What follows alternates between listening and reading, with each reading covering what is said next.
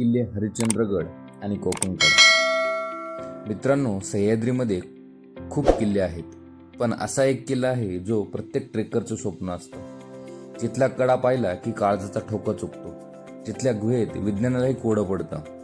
आज आपण जाणार आहोत सह्याद्रीचा राजा म्हणजेच किल्ले हरिश्चंद्रगडावर। आज आपण भटकंती करणार आहोत किल्ले हरिश्चंद्रगडाची। हा किल्ला खूप विशाल आहे आणि त्याबद्दल आजवर आपण भरपूर चर्चा ऐकली आहे। आज फायनली आपण या ट्रिपचा आनंद घेणार आहोत। चला तर मग वेळ न घालवता आपण निघूया हरिश्चंद्रगडाकडे। नमस्कार मंडळी, तुमचं स्वागत आहे एका नवीन व्हिडिओमध्ये। आता आपण आहोत हरिश्चंद्रगड अभयारण्यामध्ये। आपण चाललोय हरिश्चंद्रगडाला आणि आपल्या सोबत आहे सोमनाथ अंबोरे। चला तर मग आपण हरिश्चंद्रगड बघूया। हरिश्चंद्रगड हा पुणे आणि अहमदनगर जिल्ह्याच्या सीमेवर माळशेज घाटाच्या माथ्यावर उभा आहे। हा गड प्रामुख्याने आदिवासी कोळी महादेव समाजाचा मानला जातो। प्रवासाचा विचार केला तर हा गड मुंबईपासून साधारण 130 किलोमीटर अंतरावर आहे, तर पुण्यापासून साधारण 100 किलोमीटर अंतरावर आहे। तसेच नाशिकपासून साधारण 100 किलोमीटर अंतरावर हा किल्ला आहे। मुंबई नाशिक महामार्गावरून खुटकी किंवा संगमनेर मार्गे राजूरला येता येते। तेथून 31 किलोमीटर अंतरावर असलेल्या पाचनई गावातून गडावर जाण्यासाठी सोपी वाट आहे। पाचनई हा मार्ग सोपा असून नाशिककडून येणाऱ्या पर्यटकांसाठी सोयीचा आहे। दुसरा मार्ग खिरेश्वर, कल्याण आणि मुंबईहून येणाऱ्यांसाठी हा मार्ग असून येथून नळीची वाट लागते, जी गिर्यारोहकांसाठी आव्हानात्मक आहे। आम्ही निवडला सोपा आणि सुंदर असा पाचनई मार्ग। वाटेत दिसणारे डोंगर, वाहणारे झरे आणि पक्ष्यांचा किलबिलाट मनाला उभारी देतो। साधारण 2 तासाच्या चढाईनंतर आपण पोहोचतो गडाच्या पठारावर, जिथे इतिहासाच्या पाऊलखुणा आपल्याला साथ घालतात। या गडाला संतांचा सहवास लाभला आहे। महान योगी संत चांगदेव यांनी याच गडावर बसून तत्वसार हा ग्रंथ लिहिला। याच गुहांमध्ये त्यांनी तपश्चर्या केली आणि निसर्गाशी संवाद साधला। इथला कण आणि कण आजही त्या सात्विक ऊर्जेचा अनुभव देतो। गडावर येताच सर्वात आधी दर्शन होतं ते 10व्या शतकातील हरिश्चंद्रेश्वर मंदिराचं। हे मंदिर हेमाडपंथी स्थापत्य शैलीचे एक अफाट नमुना आहे। मंदिराच्या अगदी शेजारी केदारेश्वर गुहा आहे।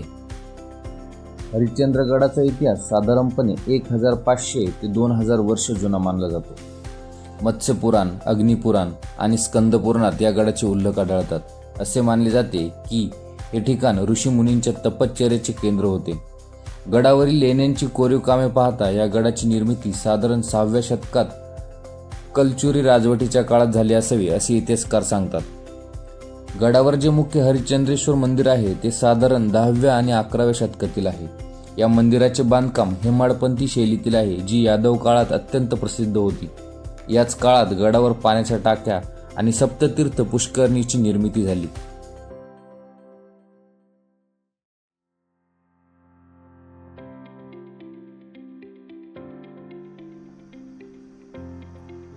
जंगलातली रानभाजी, याला रानवांगी पण म्हणतात आणि गावठी भाजीची चुरडं पण म्हणतात। त्याच्यापासून हे आयुर्वेदिक आहे, पित्त जळतं याच्यापासून, चांगलं असतं शरीरासाठी। मावशी, तुम्ही तेच काढताय का? मला भीती नाही वाटत का? खाली बघा किती खोल आहे। इथलेच ते का स्थानिक? हा, नेहमी येता का तुम्ही? आमच्यावर स्टॉल आहे। अच्छा, रोज येता तुम्ही? शनिवार रविवार असतो। अच्छा, ओके। 14व्या शतकात महान संत योगी चांगदेव यांनी याच गडावर वास्तव्य केले होते। त्यांनी गडावर गुहेत बसून तत्वसार नावाचा ग्रंथ लिहिला। असे मानले जाते की केदारेश्वर गुहेतील शिवलिंगाची पूजा त्यांनी सुरू केली होती। सह्याद्रीच्या उत्तुंग रांगांमध्ये दडलेला एक असा किल्ला ज्याचा इतिहास केवळ युद्धापुरता नव्हे, तर तो हजारो वर्षांच्या संस्कृतीचा आणि आध्यात्मिक ऊर्जेचा स्रोत आहे। किल्ले हरिश्चंद्रगड हा केवळ दगडधोंड्यांचा डोंगर नाही, तर ही एक पुरातन काळातील एक जिवंत गाथा आहे। गडाचा इतिहास साधारण 6व्या शतकांपर्यंत मागे जातो। इथल्या लेण्यांची रचना सांगते की कलचुरी राजवटीत या गडाची मुहूर्तमेढ रोवली गेली, पण खऱ्या अर्थाने वैभव आले ते 10व्या शतकात, यादव राजांच्या काळात।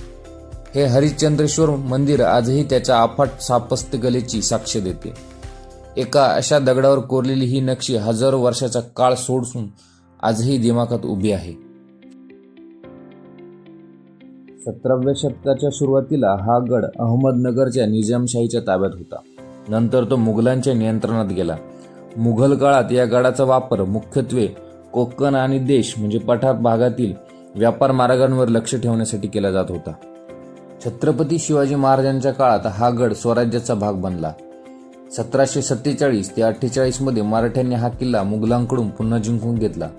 या मोहिमेनंतर कोळी महादेव जमातीच्या सरदारांना गडाच्या संरक्षणाची जबाबदारी देण्यात आली. पेशव्यांच्या काळात कृष्णाजी शिंदे यांनी गडाचे किल्लेदार म्हणून नियुक्ती केली. गडावरील सर्वात मोठे रहस्य म्हणजे केदारेश्वर गुहा. 4 युगांचे प्रतीक मानले जाणारे 4 खांब आणि आज उभा असलेला तो शेवटचा खांब. ही गुहा विज्ञानासाठी आजही एक कोडे आहे. हे पाणी कुठून येते आणि हा खांब या संपूर्ण डोंगराचे वजन पेलून कसा उभा आहे हे आजही गूढच आहे.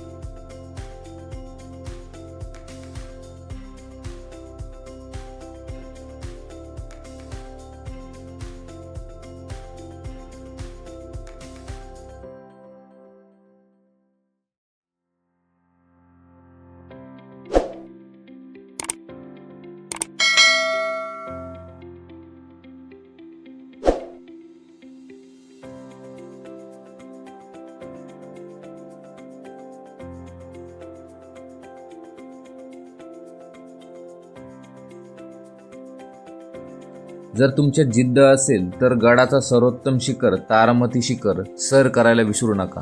तेथून संपूर्ण सह्याद्री रांग, कळसुबाई आणि नाणेघाट तुमच्या पायथ्याशी असल्यासारखे भास होतो.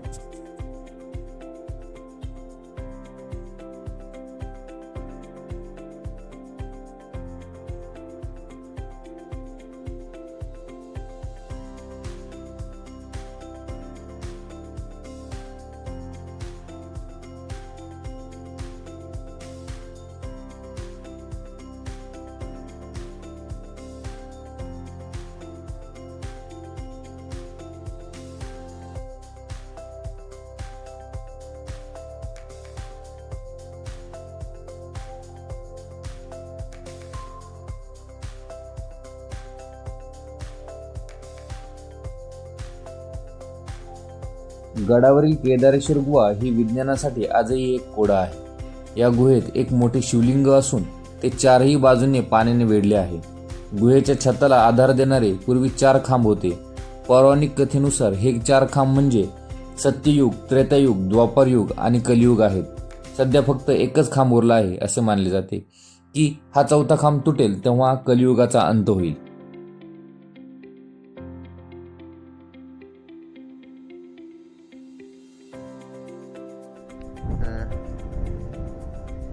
ते आहे शिवलिंग, ते पाण्यामध्ये आहे.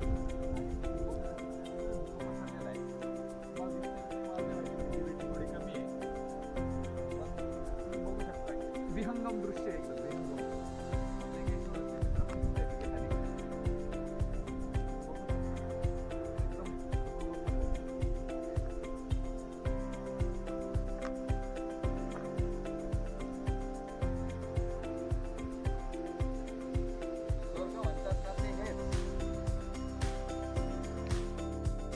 आता वेळ आहे त्या ठिकाणी जाण्याची जिथे जाण्यासाठी लोक लांबून लांबून येतात, म्हणजेच कोकण कडा बघण्याची.